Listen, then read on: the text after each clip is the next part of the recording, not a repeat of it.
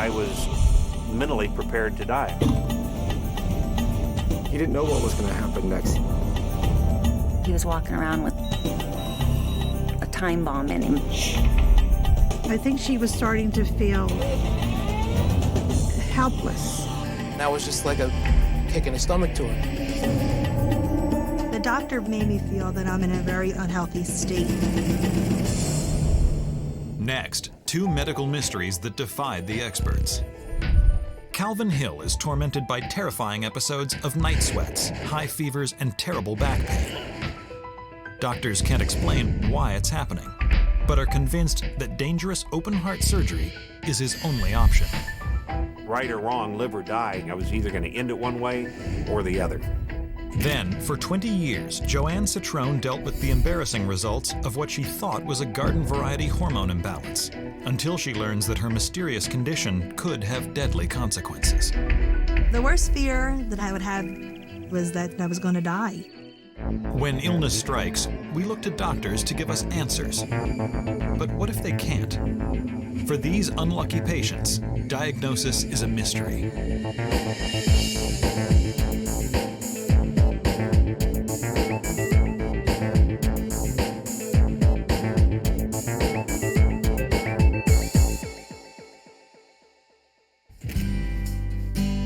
"56-year-old Calvin Hill is a member of the Georgia State House of Representatives. Having served in the military before getting into politics, he's always been an active and busy man. I was in the Marine Corps, and I think that started my lifelong desire to stay physically fit. He's a very dynamic person. He doesn't like to just sit and do nothing. He has to constantly be involved in some project.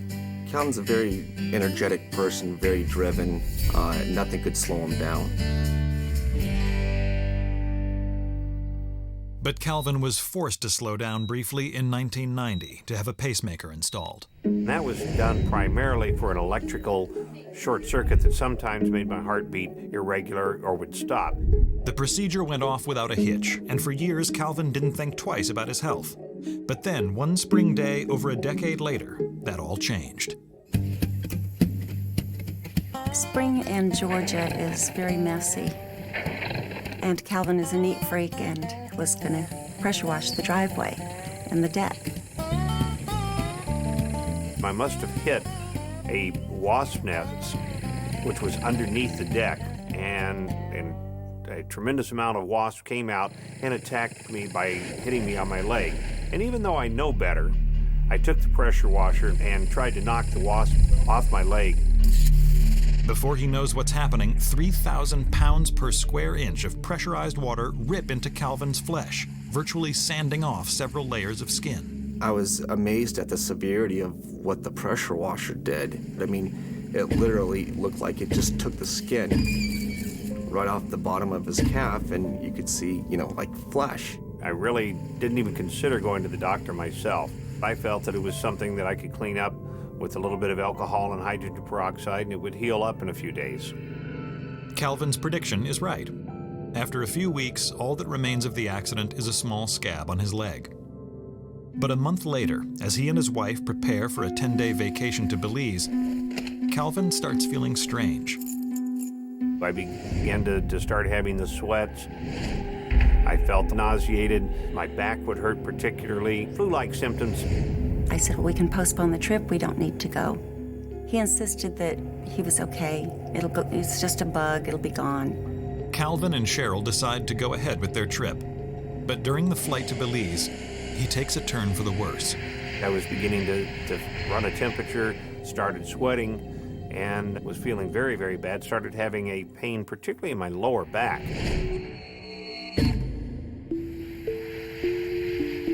Once the plane touches down, Calvin is so miserable, all he can think about is getting to their hotel. Usually we go to the local place and have a beer and meet all our old friends, and there was none of that. He just went to bed. I was strongly beginning to believe that I did have a kidney stone because of the tremendous pain in my lower back. It was extremely intense, and I would pant very rapidly to reduce the pain. Calvin tries to gut it out by staying in bed and taking whatever remedy he can get his hands on. My wife went to the local store and got cranberry juice because I thought, well, flushing my system would help. So I lived on cranberry juice for 2 or 3 days until we exhausted all the juice in that part of the country. And I was not getting better. If anything, I was getting worse. They quickly realize that vacation or no, Calvin needs help. I called our doctor in the States and I said he's got a bad infection of some sort, and he told me we needed to get Cipro, which is an antibiotic. Cheryl manages to track down the Cipro, but it doesn't seem to have any effect on Calvin. In fact, he appears to be getting worse. I would go through a range of different symptoms. My fever would go way up. I would start sweating, shaking uncontrollably, and that's in a place where it's very hot.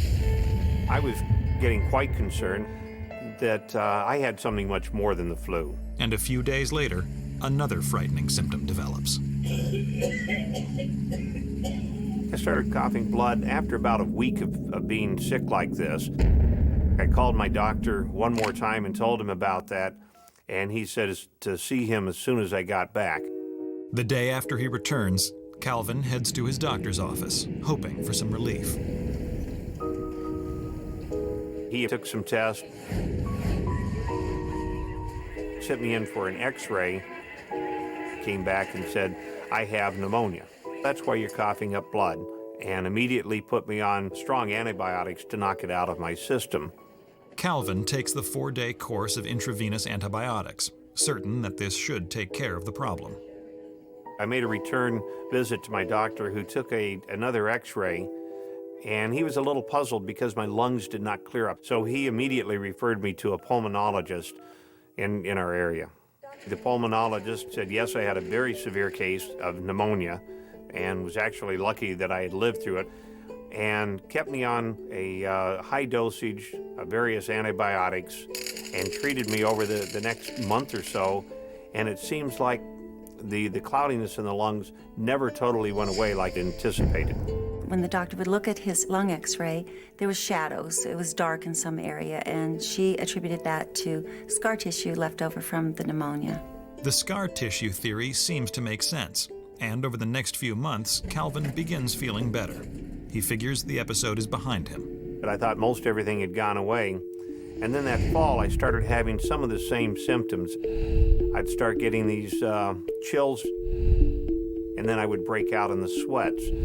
Some nights they would be very severe, and some nights they would be very minor. He would wake up and his neck would be wet. He kept telling me it's like a sprinkler inside has just gone off. We started putting a towel in the bed because we were changing the bedding every day. He'd sweat through the mattress pad. It was awful. His fever would get really high. It got as high as 104. And once the fever would break, and it would just be gone. Calvin checks in with his doctor about the relapse and is given pain relievers, but they don't help. His symptoms persist, and their patterns remain the same. It was almost a joke to me that when I go back into the doctor, he'd say, what do you feel like? What are your symptoms? And I say, well, read your records from the last time I was here, rather than me re-explaining them or writing them all down again. And then, one day, Calvin experiences an episode that is nothing short of terrifying. I was at a meeting in Atlanta, and all of a sudden, I started feeling extremely ill, again with the pain where I almost couldn't move. He felt flushed and clammy, and the pain in his back was back. It was worse. He could not sit up in his chair at the meeting. So he called his doctor and told him, I feel terrible. Something is definitely wrong with me. And the doctor said at that time to go to the emergency room. Calvin rushes to the emergency room, and after one night of x-rays and tests, he is met by an infectious disease specialist for an examination. He thought that through our various international travels that I may have picked up some sort of strange and exotic disease from another part of the world. And I thought, well, now we have an opportunity to find out what's really wrong with me. So he pulled a tremendous amount of blood work and went to work looking for one of these infectious diseases. But when the blood work comes back, it looks fine. No parasites, no amoebas. And though Calvin is still in pain, the hospital can't find a reason to keep him. After just one night, Calvin is sent home. He was really bad shape. He hurt so bad he couldn't stand up. And that is when he ended up going back to the pulmonologist, and they ordered a CT scan.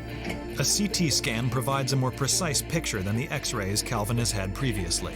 The morning after the CT scan, Calvin and I were in bed. The phone rang, and I answered the phone, and it was Calvin's doctor, and she wanted to talk to him.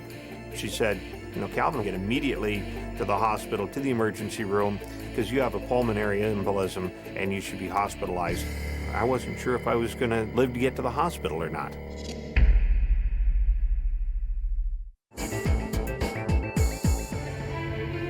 "56-year-old Calvin Hill is being rushed to the hospital. His doctor has just discovered that he has suffered a pulmonary embolism, a blood clot in the lung that can kill almost instantly. I was extremely frightened. At that point, I really didn't know what a pulmonary embolism was. All I knew is it was quite often deadly. It scared us a lot that he was walking around with a time bomb in him, basically. At the hospital, Calvin is immediately put on blood thinners to prevent another clot from forming in his lung. For now, it seems he has dodged a bullet. We did feel that that was the cause of all the other problems. He was feeling confident that they'd found it and it's over. And we would just go along with the treatment. And if he had to stay on blood thinners the rest of his life, he'd do that.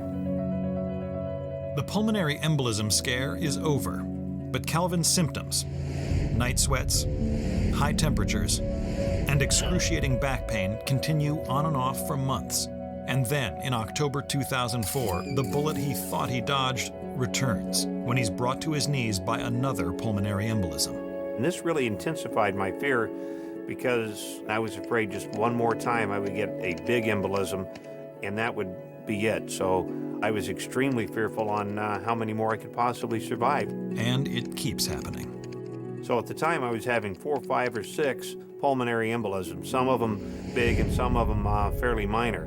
They just keep intensifying. It feels like you've been shot in the stomach with a cannonball or a bowling ball. And literally a couple of times it has just knocked me to the ground. We were certain that there's some underlying cause that nobody seems to be able to find out. That there is a disease hiding in there, and maybe it sleeps for a while and then it comes back. And I felt again like a revolving door. I would get well for a while and then I'd end up back in the hospital a couple months later. I felt that I was sinking a little bit lower and lower every time. I was not recovering as quickly or as well as I had before. I was really starting to get concerned because in my mind, most of the people that he sought medical assistance or help from had enough time to come up with an answer of why he had been feeling the way he had been feeling. That felt like they were just throwing darts in the dark. And they didn't even know if they were hitting the wall, let alone the board. I thought medical science had advanced to such a point that I could not accept that they couldn't find the root of my illness and the root of my disease. I mean, after a while you think, okay, this is just the way it's going to be forever, and finally I'm going to just die. And I know he was resigned to that. He was over it by then. You don't accept your husband not wanting to live or not thinking he's going to live. We just pushed on, I did what I could to make him feel better. We listened to the doctors, we told them the stories, and they would all come back with no answers for us. For 2 years, Calvin is on a roller coaster with no answers. They were scratching their heads. They didn't have a clue what was going on. Then Calvin tries a new tactic. I started mentioning to them the fact that I did have a pacemaker, and the last time my pacemaker was changed out, a defective lead was discovered, and they tried to remove it, but they could not because it had really grown into my heart and into my blood vessels.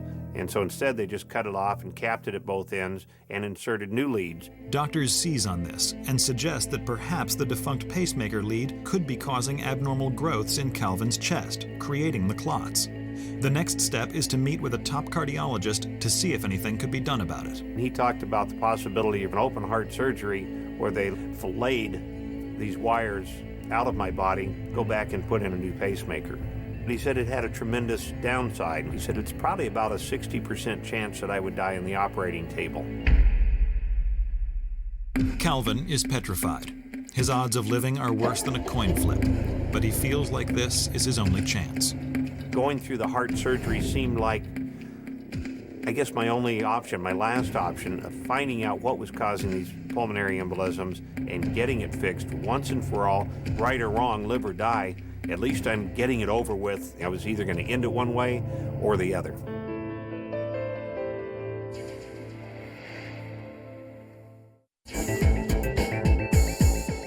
For 2 years, Calvin Hill has miraculously survived multiple pulmonary embolisms, for which his doctors can find no cause. We didn't want to keep harping on the negative things that were happening, but there was no doubt that we all felt like he didn't have a whole lot of time with us. After ruling out the usual sources, a piece of his pacemaker stands out as the only possible culprit. So the day before Thanksgiving 2005, he is admitted to the hospital for an extremely risky heart surgery. Doctors have told Calvin he's got a 40% chance of coming out of it alive. Well, the day that I was going in for surgery was rather quick. Went in extremely early in the morning. They came in and prepped me, got me all ready. I think emotionally I was kind of ready. I was almost eager to get this over with, though I started getting extremely nervous. We weren't sure that when we said goodbye in the room that we'd ever see each other again. I think we stayed away from the serious discussions until right at the very end when they rolled me down toward surgery. Then we said our goodbyes and told each other how much we loved each other. And I still remember those moments very clearly and obviously get a little emotional about them. It's just a horrible feeling to know that 1 minute you're talking to somebody that is part of your life, and over the next couple hours, you don't know if they're going to be around. I was mentally prepared to die. I was, making my peace, praying, if you will, and just saying, God, do whatever you want to with me. I'm yours.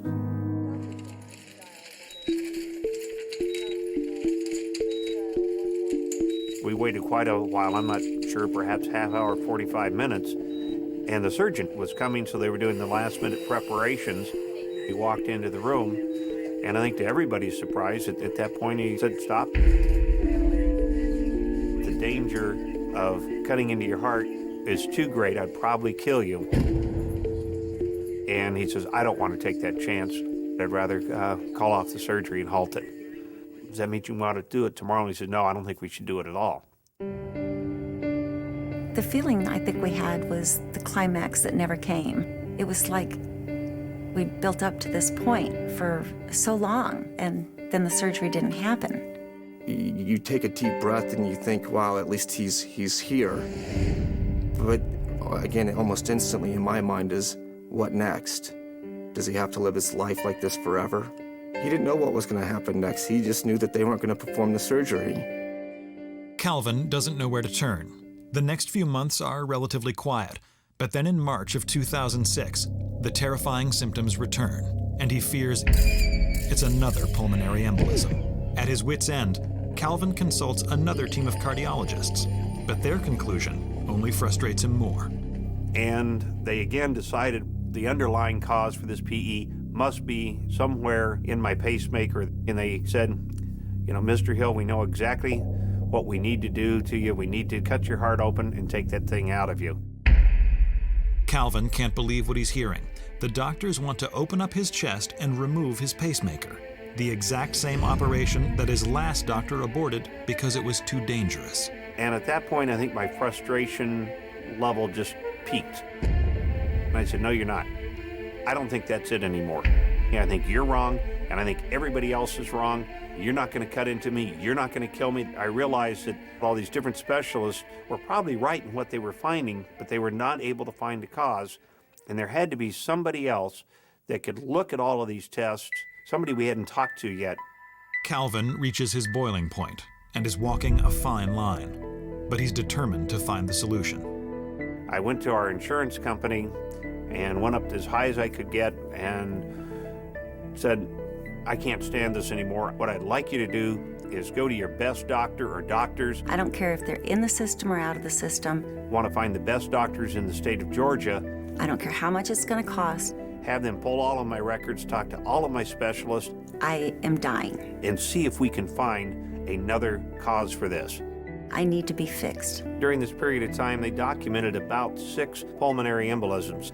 I was beginning to wonder how many lives this cat had.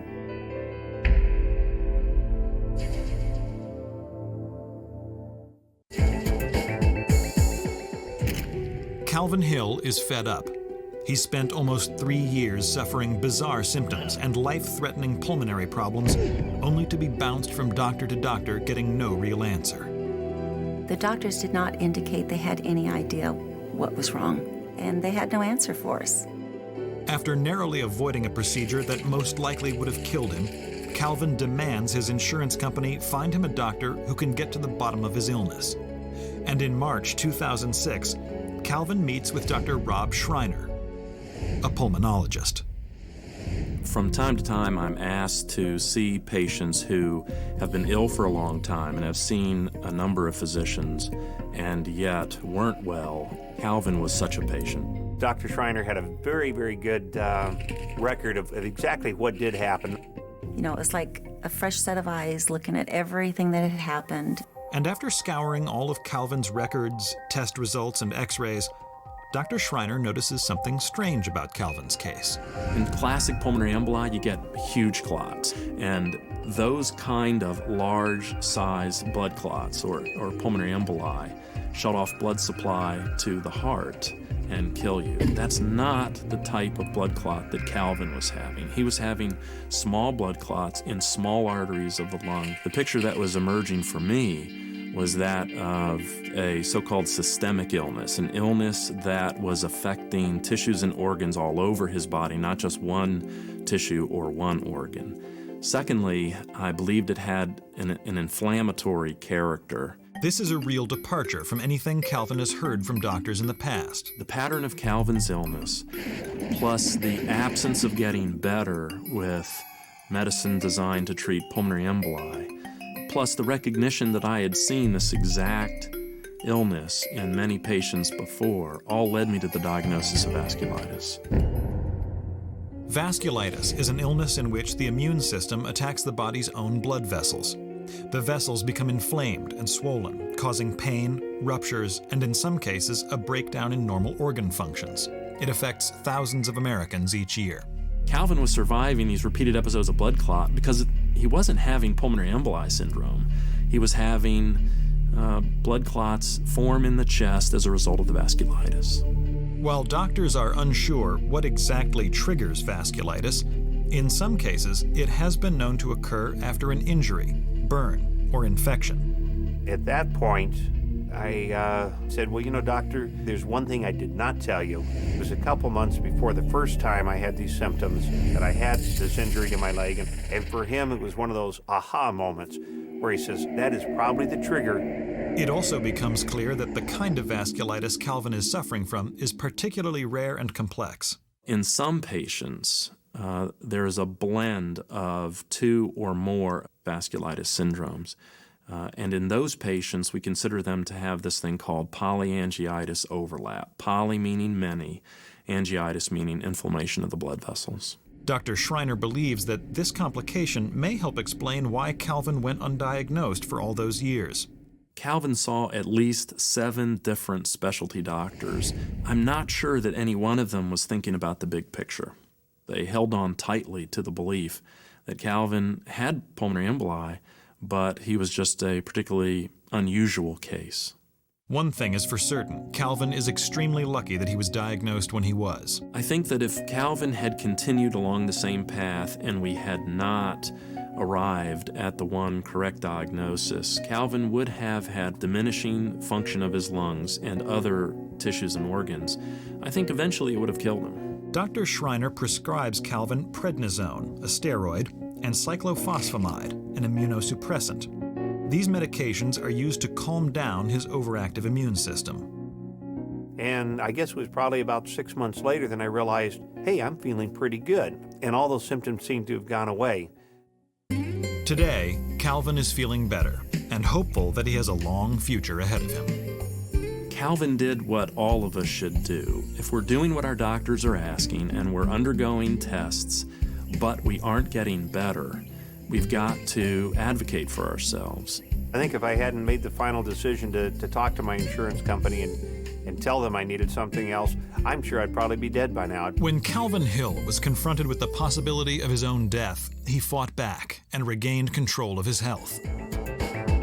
But years of chronic symptoms and disinterested doctors almost forced Joanne Catron to give up on ever finding a cure. Joanne Catron was the baby of her family, an upbeat and healthy kid brought up in a tight-knit Italian family in New Jersey. As a child, I loved to play sports. I was very athletic, enjoyed playing basketball. She was a beautiful child, lots of fun. And just like many young women, Joanne first starts her period at age 13. But 2 years later, something strange happens.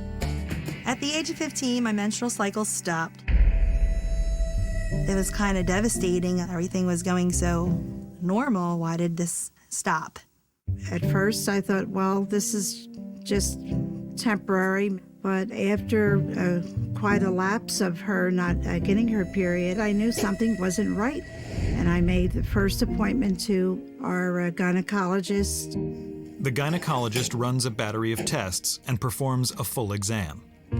The pap smear was normal, but the blood test did reveal a high level of testosterone in my bloodstream.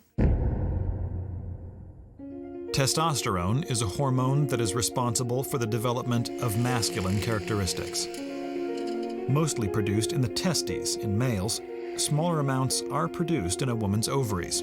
The doctors said, you really should take her to an endocrinologist, and that's what I did. He went over the blood work that the first doctor performed on me and stated that they were going to run some more tests. The endocrinologist felt that putting her on a mild birth control pill would stabilize her period and bring it back to when normal. Joanne goes on the birth control pill, and after 2 months, her period returns. Her blood still shows high testosterone levels, but her doctor doesn't seem worried. He really didn't make much of it. We just discussed it that yes, it is still high, but continue on the birth control pill, and this was something that I had to accept. After a few more months, Joanne's period is coming regularly. But soon, she sees another change. In 1 year, I went up at least 50 pounds. I just look swollen, and I hated looking like that. Joanne is told the weight gain is a side effect of the pill. And though she exercises daily and watches her diet, nothing changes. I myself couldn't understand it. You know, she went to Weight Watchers for many years, and she still wasn't losing any real weight. I joined the gym. I was doing aerobics. And it was just such a slow-moving weight loss. Then another embarrassing symptom begins to develop. Body odor. I was told the body odor was from being a teenager, being more active. I didn't feel myself or see myself sweating anymore. I would try every deodorant possible and it just didn't seem to help. And when Joanne turns 17, another bizarre symptom appears. Brown spots on the back of her neck, elbows, and knees. It actually looked like my elbows were just filled with dirt. And that was very embarrassing because people would comment, "Oh, do you have dirt on your elbows?" I said, "No, this was my color." And they was like, "Oh." I first noticed a couple brown spots. I couldn't figure it out. My mother told me to use lemons, rub lemons on my elbows to just decrease the color. I thought that lemon, being acid, would lighten the color of her elbows. And that's what I did, and it didn't work. Joanne checks in with her endocrinologist every 3 months for blood tests, and she tells him about the disturbing changes her body is going through. And when I would ask him about the other symptoms, he would try to just figure out ways to help me persevere with them. This is really the most difficult thing for me as a mother. You know, you go to a doctor, they're telling you, oh, everything is, is just a little high, but there was no treatment to be done for her. Joanne accepts her doctor's findings and goes through college just managing her symptoms day to day. At age 22, she meets Scott Catron, and they begin a 3-year romance. Scott and I were forming a really nice bond together as a couple, and there really wasn't any reason to worry about any type of symptoms I was having. She never made a big deal about her doctor's visits. She did tell me about the high testosterone level, but the other symptoms were not real visible to me at the first. You know, she looked and seemed normal, healthy. I wasn't concerned about it at all. In June of 1996, Joanne and Scott marry. A few months later, Joanne stops taking the pill for the first time in 10 years. I was told a high level of testosterone might affect me when it's time to have a baby, but it's not a big deal because, you know, you're on a good track receiving menstrual cycles. When I'm told nothing's to worry about, I just move on and don't worry about it. 1 month goes by with no period and no pregnancy. Joanne isn't expecting immediate results, so she and Scott remain patient. But then, one day, she notices something disturbing. Whiskers started popping out. I did not feel like I was an attractive wife. And when I talked to the doctor about that, he says it's very common for when you reach a different period of time in your life. But I was only 26 at that time. A girl puts makeup on and you hope that your lipstick is on right. Imagine worrying, I wonder if I have a new hair that just appeared. Anytime I would see a stray hair, I would pluck it. Every night, it was just something she had to do before she went to bed. Months go by with no periods and several negative pregnancy tests. Joanne's doctor tells her to check her temperature daily to track her ovulation. He also prescribes Clomid, a fertility drug used to induce ovulation, but nothing works. I think she was starting to feel helpless. Why is this happening to me? It was heartbreaking to hear your daughter with such a plea.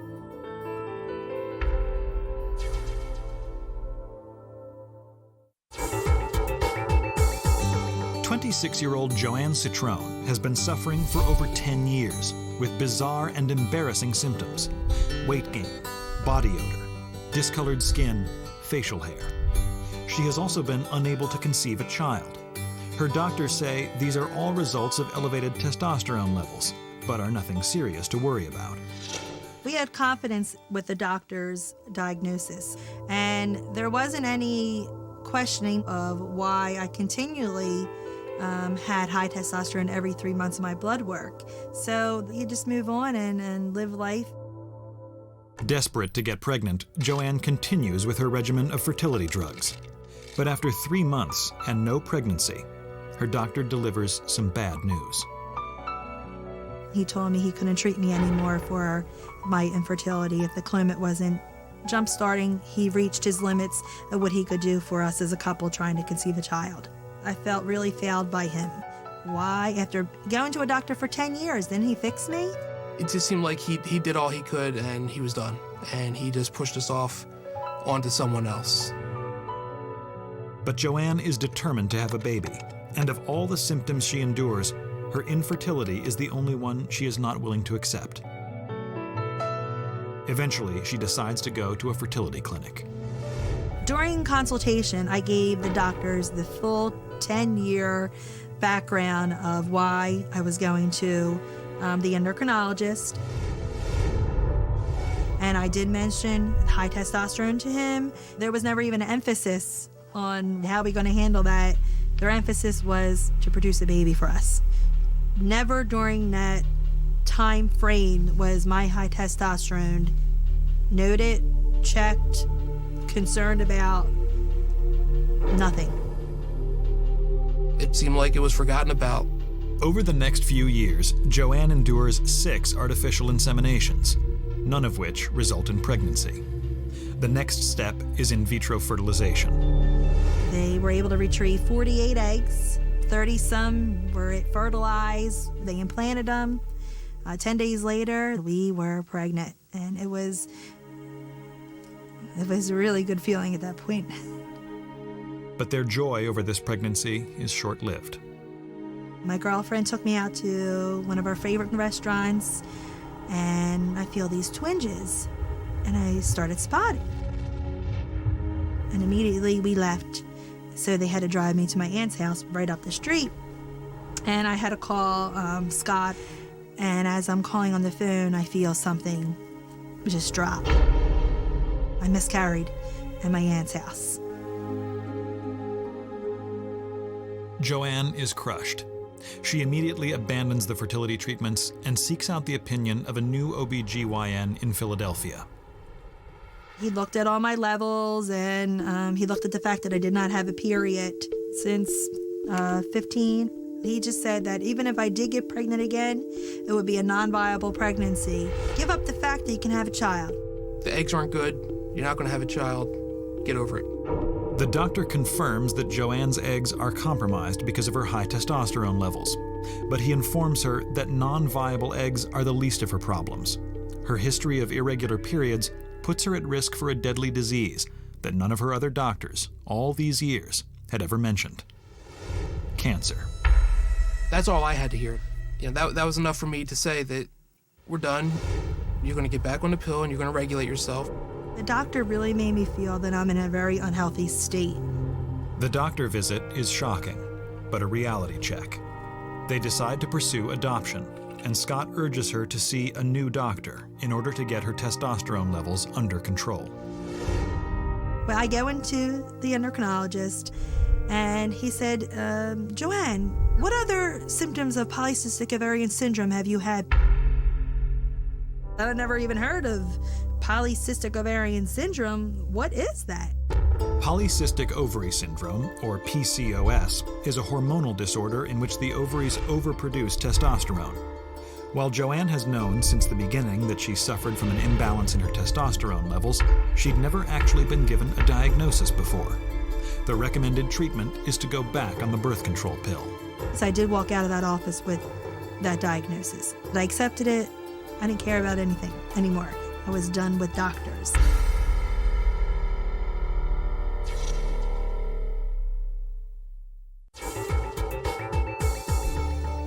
Joanne Catron is eager to put over 10 years of infertility and other bizarre symptoms behind her. In 2001, she and Scott adopt a son, and 3 years later, she's ready to give him a sibling. But Scott is still concerned about her testosterone levels and the chance that she might be at risk for cancer. I finally said that, if there's a chance that you're going to not be around to help me raise this child, no, we're not going to do it. The only way we were able to start proceedings for our second adoption was that if I saw another doctor. Because in his mind, I was going to get cancer if I did not take care of my high testosterone issues. Joanne is loath to get back on the medical merry-go-round. But then her mother, Connie, comes across an article in a magazine featuring a doctor who specializes in polycystic ovary syndrome, or PCOS, the hormonal condition Joanne believes she has. As I read this article, I became very, very excited. I couldn't wait till Joanne returned home. As soon as she got in the door, I said, "You have to call this doctor." I said, "Mom, I'm done with the doctors. I don't want to do it." A couple days went by, and that article sat right on our kitchen table. It was like drawing me. Joanne soon makes an appointment with Dr. Catherine Sharif, the specialist featured in the article. Joanne told me that she had been told for years that she had very high testosterone levels, but not where it came from and what to do about it. There is no normal situation where a woman would have a high testosterone level. Normal is probably under 50. Joanne's testosterone was probably the highest I've ever seen in 10 years of practice. Joanne's testosterone tops the charts at 107. And after reviewing her records, test results, and performing a thorough exam, Dr. Sharif confirms the PCOS diagnosis. But she also tells Joanne something she'd never heard before. She had high insulin levels. I don't think anyone had ever explained that to her. Women with PCOS commonly have high levels of the hormone insulin. This can lead to high testosterone, menstrual problems, and weight gain, among other things. The brown patches on the back of the neck or on your knuckles, knees, or elbows are classic for very high insulin levels, which we call insulin resistance. And she said, well, it's a good chance that if you start this insulin-resistant medicine, that you'll be able to get a period on your own. Joanne takes the medication for 3 months and then returns to Dr. Sharif's office for a checkup. My insulin numbers went down, but my testosterone still remained high. She couldn't believe it because she was feeling so good. She had lost some weight, and that was just like a kick in the stomach to her. When I saw that Joanne's testosterone hadn't changed in 3 months, I thought she may not have polycystic ovary syndrome, because if it was coming from her ovaries, the testosterone would have dropped with the treatment. I mean, I have nearly 1,000 patients now, and the testosterone always drops in 3 months. Something didn't match up. Dr. Sharif is beginning to think that perhaps Joanne does not have PCOS at all, and that her high testosterone is coming from somewhere other than her ovaries. She decides to try something. She prescribes a different drug, a steroid called dexamethasone. If it works, Dr. Sharif will have isolated the source of the testosterone and have a new diagnosis.